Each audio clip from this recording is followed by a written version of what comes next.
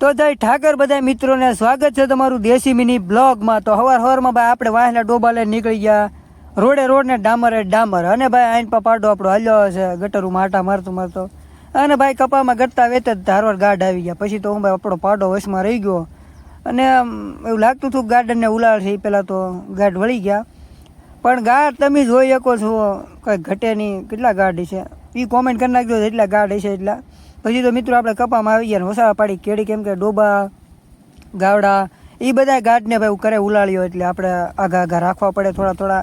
અને ભાઈ કપામાં તો કાંઈ હતું નહીં ખાસ। પછી ભાઈ અમે સડી ગયા પાણી પાઈ લીધા અને ભાઈ ભેહું અંદર પાણીમાં હતી નીકળતી નહોતી। પછી ભાઈ આપણે ધોકો લઈને ચા વાહે અને ભાઈ ચીપરા વાળી કરી નીકળ્યા આફુડીની બહાર રહ્યું। પછી તો ભાઈ પારું બારું બધા નીકળ્યા બહાર અને ઓલપા બે ડોબા માંદા પડી ગયેલા હે, ઉભારી ગયા હે અને એની પર ડોબા બહાર નીકળ્યા હે અને આપણે આવી ગયા સીધા કપામાં, કેમ કે કપા હારામાં હારો ભેળાઈ ગયો હતો એટલે એ કપાની અંદર આવી ગયા ને કપા તમે જોઈ શકો છો કે ઘટે નહીં, અત્યારે તો સારો જ લાગે। પછી જે થાય પછી ભાઈ કપા સારીને આપણે આમ ઓલા કે આમ ચડી ગયા ઘર બાજુ, કેમ કે ધરાઈ રહ્યા હતા કપામાં અને 5-6 વાગી ગયા છે। એ કહું જોયું ના 5-6 વાગી ગયા છે અને ભાઈ અહીંયા ઓલા કે રોડે ચડવું એટલે ટ્રાફિક ભાઈ હોય જ ત્યાં ગાડીઓ આવ્યા જ કરે। હું વિનકો ભરવાડ બે વાહે રહી ગયા। બ્લોગ સારો લાગ્યો લાઈક ફોલો કરી